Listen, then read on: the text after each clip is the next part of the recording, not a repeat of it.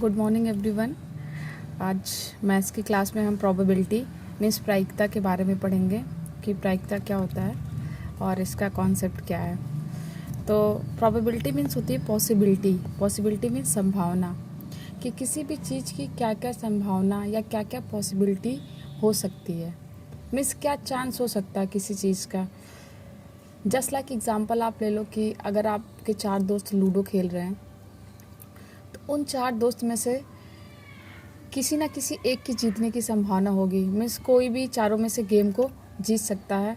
इनकी पॉसिबिलिटी कि या तो फर्स्ट प्लेयर जीते या सेकंड या थर्ड या फोर्थ प्लेयर, कोई भी प्लेयर की जीतने की पॉसिबिलिटी है। उसी तरह चेस है, शतरंज, वो भी आप लोगों ने खेला होगा। चेस में 2 प्लेयर्स रहते हैं, तो या तो फर्स्ट प्लेयर जीत सकता है चेस या फिर क्या सेकंड प्लेयर, यानी दोनों में से किसी की भी जीतने की पॉसिबिलिटी है कि कोई भी गेम जीत सकता है। अभी आप करंट का एग्जांपल ले लो। करंट में लॉकडाउन चल रहा है। लॉकडाउन बोला गया कि 3 मई तक है। हो सकता है लॉकडाउन को बढ़ाने की पॉसिबिलिटी हो कि लॉकडाउन बढ़ा भी दिया जाए या फिर ना बढ़ाया जाए। दोनों में से कुछ भी हो सकता है, बढ़ा भी दिया जा सकता है या फिर नहीं बढ़ाया जा सकता। तो ये भी एक पॉसिबिलिटी है कि बढ़ सकता है कि नहीं बढ़ सकता है। फिर अब कॉइन की बात करते हैं। कॉइन यानी सिक्का। सिक्का सभी के पास होगा, सभी ने कॉइन देखा होगा। ये हेड है और ये क्या है, टेल है।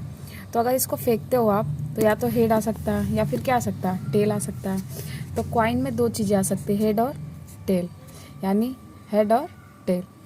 तो इसके अलावा कुछ नहीं आ सकता क्योंकि कॉइन में 2 ही है, या तो हेड है या क्या है, टेल है। तो इस तरह इसके कुल परिणाम जो हुए, टोटल आउटकम्स की क्या क्या पॉसिबिलिटी हो सकती है, उसे कुल परिणाम बोलते हैं। किसी भी चीज़ की क्या क्या पॉसिबिलिटी हो सकती है।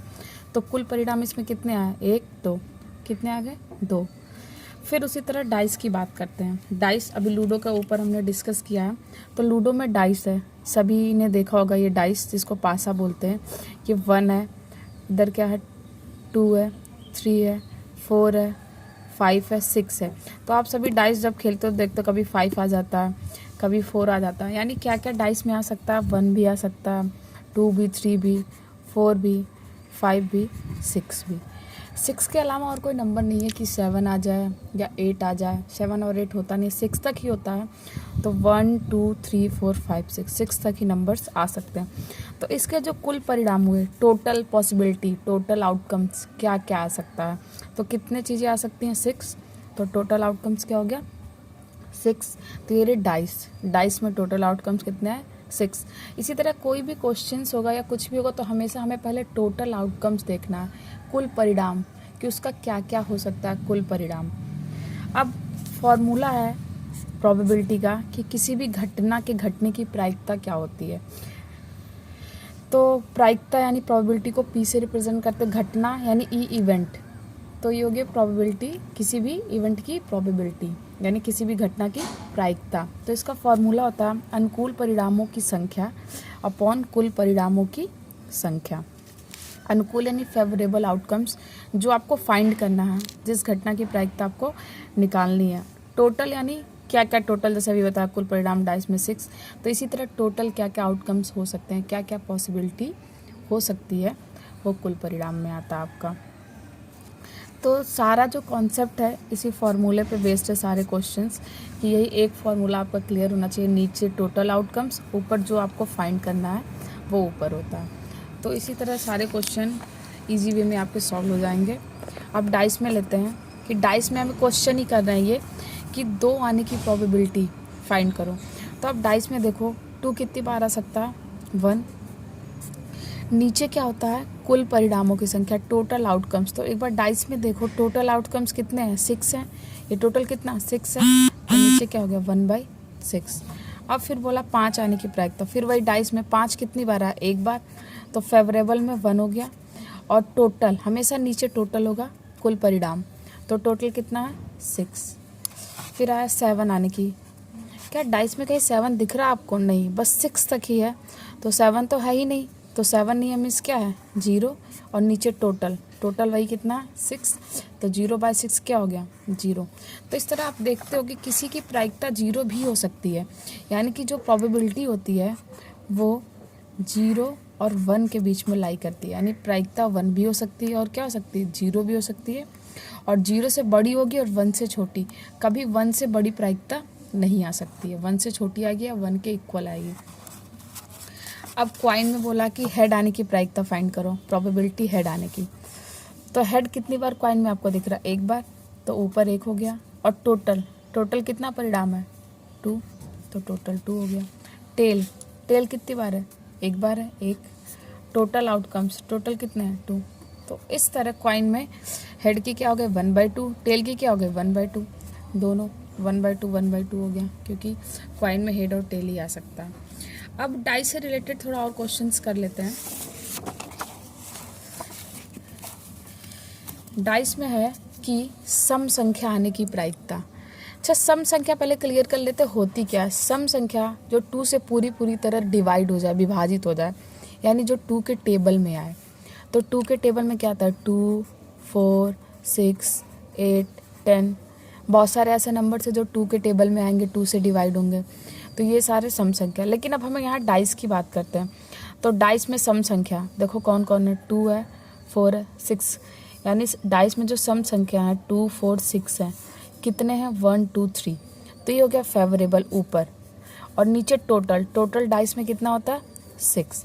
तो इसका हो गया 3/6, इसको कैंसिल आउट कर लेंगे तो आ जाएगा 1/2। फिर तो सम संख्या आने की प्रोबेबिलिटी क्या हो गई 1/2। अब है विषम संख्या। विषम संख्या यानी ऑड नंबर्स। ऑड नंबर्स क्या होते हैं, जो 2 से डिवाइड नहीं होते हैं, यानी 2 के टेबल में नहीं आते हैं। 1, 3, 5, 7, ये सारे 2 के टेबल में नहीं आते हैं, तो ये ऑड नंबर्स हैं। तो ऑड नंबर्स अब इसमें देखते हैं डाइस में कौन कौन है, 1, 3, 5। तो ये हैं ऑड नंबर्स, विषम संख्या है 1, 3, 5। तो इनका भी देख लेते हैं 1, 2, 3। तो फेवरेबल हो गया 3, क्योंकि टोटल जो विषम संख्या है वो डाइस में कितने हैं 3 है। और नीचे टोटल कुल परिणाम कितने हैं 6 है। तो फिर ये भी कैंसिल आउट कर लेंगे, तो इसका भी आंसर क्या आ जाएगा 1/2। अब आया अभाज्य संख्या, जिसको बोलते हैं प्राइम नंबर। तो प्राइम नंबर्स क्या होते हैं, ऐसे नंबर जो खुद के टेबल में आए या खुद से विभाजित हो और 1 से विभाजित हो। लेकिन कंडीशन ये 1 को छोड़कर, 1 प्राइम नंबर नहीं है, 1 अभाज्य संख्या नहीं है। तो ऐसे कौन कौन से नंबर जो खुद के टेबल में आते हैं 2, 3, 5, 7, 9 नहीं, 9 तो 3 के टेबल में आता है, 11, 13। इस तरह नंबर्स हैं जो अभाज्य संख्या हैं, जो बस अपने ही टेबल में आती हैं। तो इसमें देख लेते हैं अभाज्य संख्या कौन कौन है, 2 है, और कौन है 3 है, और कौन है 5। तो कितनी अभाज्य संख्या है 1, 2, 3। तो 3 अभाज्य संख्या हो गया। नीचे टोटल कितने परिणाम है डाइस में 6 है। तो इसका आंसर क्या आ गया 1/2। 1 अभाज्य संख्या नहीं है। अब आए 3 से बड़ी संख्या।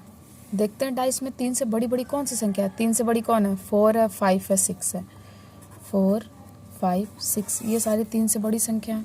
तो कितने हैं 1, 2, 3 हो गया। नीचे हमेशा टोटल आपका कितना 6। तो ये आ गया आंसर 1/2। अब आया 5 से छोटी संख्या। देखो 5 है, और 5 से छोटी कौन कौन सी संख्या है, 1 है, 2 है, 3 है, 4 है। ये 5 से छोटी संख्या है। तो कितनी हो गई 1, 2, 3, 4। 4 संख्याएं ऐसी हैं जो 5 से छोटी हैं, वो ऊपर हो गया। नीचे वही टोटल कितना 6, कैंसिल आउट कर लो 2 से, 2 2 जा 4, 2 3 जा 6। तो क्या आ गया 2/3। एक और क्वेश्चन है लास्ट, 1 से बड़ी संख्या। 1 से बड़ा कौन कौन है डाइस में, 2, 3, 4, 5, 6। ये सारी 1 से बड़ी संख्या है। कितनी हो गई 1, 2, 3, 4, 5। 5 ऊपर हो गया, नीचे टोटल 6, तो 5/6। इस तरह क्वेश्चंस डाइस का आता है। सम संख्या, विषम संख्या, भाज्य संख्या, 3 से बड़ी संख्या या 4 से बड़ी, कुछ भी बन सकता है क्वेश्चन। तो ये इसका कॉन्सेप्ट है, और आप इस तरह क्लियर होता है कि कैसे प्रायिकता फाइंड करते हैं किसी भी संख्या की।